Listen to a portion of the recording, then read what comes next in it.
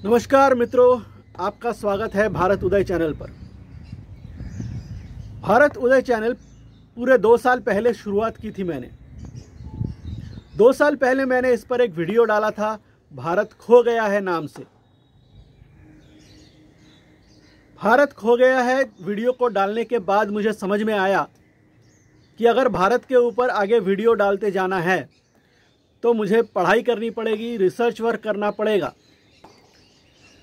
इसलिए मैंने पिछले 2 साल लगाए रिसर्च वर्क, पढ़ाई और ख़ुद को तैयार करने के लिए कि दोबारा इस चैनल पर मैं वीडियो डाल सकूं। आज मैं खुशी के साथ कह सकता हूं कि ये वीडियो और इससे आगे आने वाली कई और वीडियो डालने के लिए कम से कम मैं तैयार हूं। इस बीच हमने एक चैनल खोला दर्पण चैनल के नाम से। वहाँ पे बहुत सारे ज्ञान की बातें हुई, बहुत सारे विषय उठाए मैंने और उसे आपने भरपूर प्यार दिया।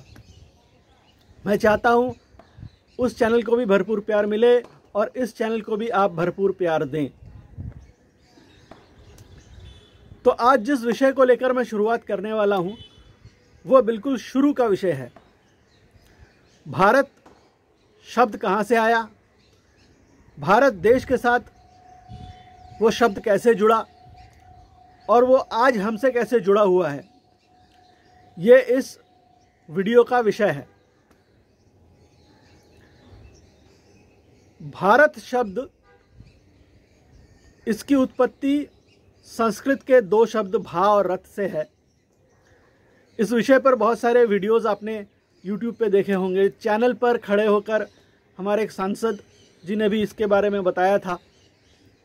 भा शब्द आलोक यानी लाइट से रिलेटेड है और हिंदी का प्रत्यय है रथ। रथ जोड़ने से उसके निरंतरता का बोध होता है। तो निरंतरता से आलोक जहां पर है उसे भारत कहते हैं। अब भा शब्द जो है संस्कृत का, वो आलोक से कैसे जुड़ा हुआ है। अगर हिंदी के भी कुछ शब्द देखें जैसे प्रभात, आभा, ये सारे संस्कृत से आए हुए शब्द हैं और भा शब्द रिप्रेजेंट करता है लाइट को। अच्छा, ये तो रही जो हम जानते हैं। तो अगर मैं जो जानते हैं वही बता रहा हूं तो मैं नया क्या बता रहा हूं। तो आइए कुछ नया जानते हैं। भारत शब्द सबसे पहले हम लोग जितना जानते हैं YouTube के माध्यम से, जो रिसर्च करते हैं उनके माध्यम से, या हमारे शंकराचार्य जी जो बताते हैं, उस हिसाब से विष्णु पुराण में भारत शब्द आया है, जहां उन्होंने कहा है कि उत्तर में बर्फ़ के पहाड़ यानी हिमाद्री, दक्षिण में समुद्र और बीच के भूभाग को भारत और उसमें रहने वाले उनकी उस भू की संतान को भारती कहते हैं। भूमि के संतान को भारती कहते हैं। विष्णु पुराण से भी अगर हम थोड़ा और पीछे चलें, जो प्राचीनतम ग्रंथ हमें मिलता है वो मिलता है ऋग्वेद। ऋग्वेद का पहला खंड अग्नि को समर्पित है। उसमें इस तरह खंड है जिसमें हमारे बेसिक 5 एलिमेंट्स अग्नि, वायु, जल, पृथ्वी, आकाश, इन सब के ऊपर अलग अलग खंड बने हैं, जहाँ पे उनके प्रकार, उनके का उससे काम लेना, वो किस तरह हमारे लिए इम्पॉर्टेंट है, वो लिखा हुआ है। तो अग्नि खंड में एक शब्द आता है भारताग्नि। अब ये भारताग्नि क्या है? भारताग्नि है अग्नि का वो प्रकार जो भरण पोषण के काम आता है, जैसे चूल्हे की आग और दिए की आग। तो दिए की आग और चूल्हे की आग को भारताग्नि कह रहे हैं क्योंकि भरण पोषण से रिलेटेड है। अब ऋग्वेद के ही एक और खंड में, जहाँ पे ज्योग्राफिकल एरिया के बारे में बताया गया है, उसमें यह कहा गया है कि जो भारत अभी है हमारा, इसके उत्तर पश्चिम इलाके में जो सिंधु नद और सरस्वती नदी के बीच की जो भूमि है, उस भूमि में बसने वाले लोगों को ऋग्वेद भारत कहता है। और वो ये भी बताता है कि जो लोग वहाँ रहते थे उन्होंने ही भारताग्नि को समझा और उस पर कार्य किया। तो हम ये कह सकते हैं कि हमारे पूर्वज वो थे जिन्होंने आग जलाई और उसे कंट्रोल किया और कैसे उसको अपने भरण पोषण के लिए काम में लगाया जाए, ये उन्होंने डिस्कवर किया। इतिहास भी मानता है कि आग की खोज जो है वो सभ्यता के शुरुआत की पहली खोज है। ये तो हो गई भारत शब्द जो है, शब्द कहाँ कहाँ आया है, भारत शब्द कहाँ कहाँ आया है, किन किन ग्रंथों में आया है और कहाँ कहाँ से भारत शब्द का मतलब निकल के आया है। अब हम देखते हैं कि ये भारत शब्द जो है वो हमारे देश भारतवर्ष के साथ कैसे जुड़ा, या हम जिसे भारत द इंडिया कहते हैं उसके साथ भी कैसे जुड़ा। तो सबसे पहली बात तो मैं ये बता दूं कि हमने जो सिंधु नद और सरस्वती नदी के बीच के लोगों के बारे में ऋग्वेद में लिखा है, उसके बारे में जाना, ये वही है जिसे इतिहासकार सिंधु घाटी सभ्यता या सिंधु सरस्वती सभ्यता के नाम से बताती है।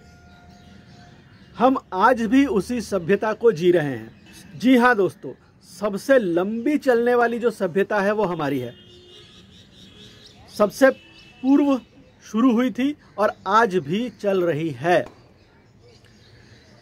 तो इस सभ्यता के अंतर्गत रहते हुए हम ये कह सकते हैं कि जो भारत लोगों के बारे में कहा गया या विष्णु पुराण जिस भारत के बारे में कह रहा है, वो पूरी की पूरी भूमि जो है वो हमारी है।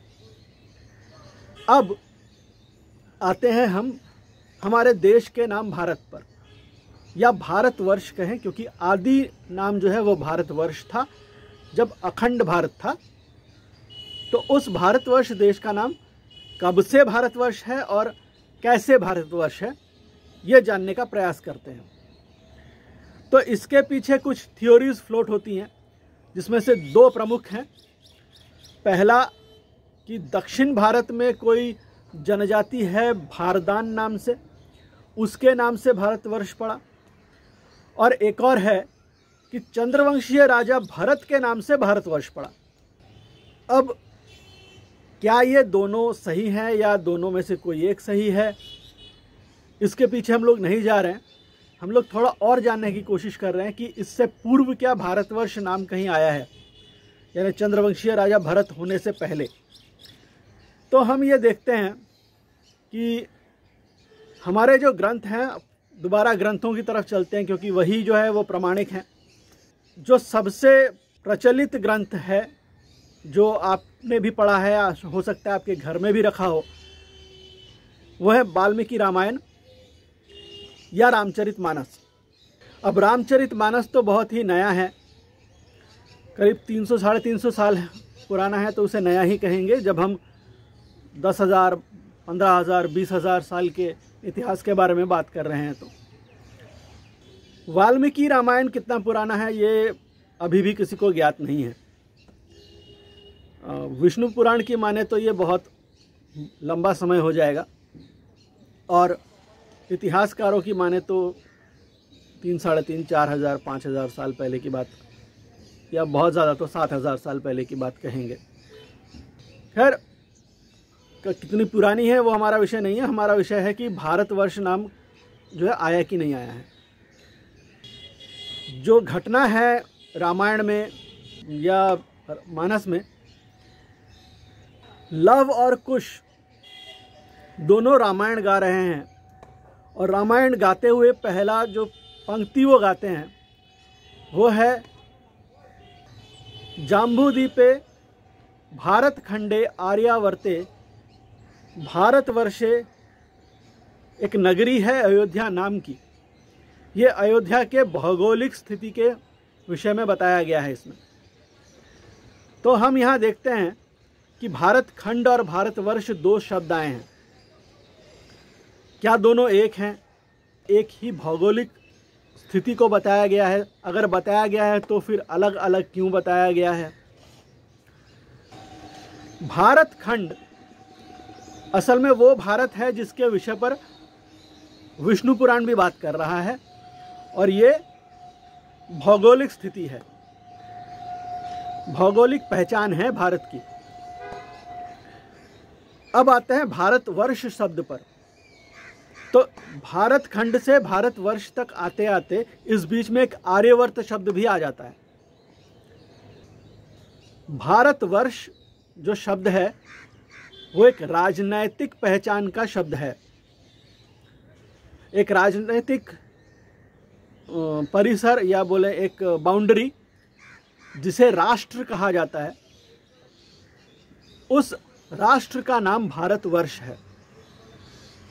ऐसे बहुत सारे वर्षों का नाम हमारे वैदिक भूगोल में लिखा है, जैसे इलावृत वर्ष है एक, जो आज का तिब्बत है, और सारे कई वर्ष हैं। एक वर्ष या राष्ट्र में बहुत सारे देश होते थे जो साम्राज्य थे, जैसे सिंधु देश, फिर ब्रह्म देश, सिंघल देश जो आज का श्रीलंका है, उसमें 7 द्वीप हुआ करते थे। तो ऐसे कई सारे देश जो इस भारतवर्ष के अंदर समाये हुए थे। इसके बारे में हमें भौगोलिक स्थिति के बारे में जब हम वेदों में पढ़ते हैं तो हमें पता चलता है। तो भारतवर्ष हमेशा से, वैदिक काल से भारतवर्ष नाम हमारे जो राष्ट्र है, जो राजनैतिक क्षेत्रफल है, उसकी पहचान रही है। तो अगर कोई आपको कहे कि भारत कभी भी एक देश नहीं रहा, एक राष्ट्र नहीं रहा है, इसमें बहुत सारे अलग अलग देश थे, अलग अलग राजनैतिक सत्ता थी, और कोई एक राजनैतिक सत्ता भारत नहीं थी, तो वो अपने अज्ञानता को दर्शा रहा है, उसने पढ़ाई नहीं की है, साफ बात है। तो हमने जाना किस तरह से भारतवर्ष जो है वो हमारा जो प्राचीन नाम हमारे देश का है वो कब से है और उसके साथ नाम कहाँ से जुड़ा हुआ है। अब आज के देश भारत या इंडिया द भारत जिसे हम कहते हैं, उसके साथ ये नाम कैसे जुड़ा? तो सीधी सी बात है, भारतवर्ष जब अखंड भारत का नाम था तो उसे अंग्रेज़ों ने इंडिया नाम दिया, फिर उस इंडिया नाम से पूरे अखंड भारत को इंडियन यूनियन कहा, और फिर बंटवारा हुआ, बंटवारा होने के बाद India the dominion, Pakistan the dominion तैयार हुआ, फिर हम लोगों ने संविधान बनाया, इस तरह से स्वतंत्र भारत देश का जन्म हुआ। अब लोग कहेंगे कि भारत देश तो पहले से था, बिल्कुल था, राजनैतिक बाउंड्री अलग थी, एक राष्ट्र भारत राष्ट्र था जिसे अखंड भारत भी हम कह सकते हैं, जो आज नहीं है। ये प्रैक्टिकल है, ये आज की सच्चाई है। तो हमने आज अभी तक भारत के विषय में, भारत कहाँ से है, कहाँ से आया है, हम कहाँ से आए हैं, ये हमने इस वीडियो में जाना। आगे हम इसी के छोटे छोटे अंश में जाएंगे और गहराई से जानने की कोशिश करेंगे। हम ये भी जानने की कोशिश करेंगे कि हम अपनी जो पहचान है उससे कितना दूर चले आए हैं, क्यों चले आए हैं, और कैसे हम वापस जा सकते हैं। तब तक के लिए चैनल से बने रहिए, चैनल को सब्सक्राइब करिए, मेरा ये अनुग्रह है। चैनल को सब्सक्राइब कीजिए, वीडियो को लाइक कीजिए, शेयर कीजिए, इस चैनल को और दर्पण चैनल को, दोनों को अपना प्यार दीजिए। अगले वीडियो तक के लिए मैं सुमन राय आपसे विदा लेता हूँ। धन्यवाद।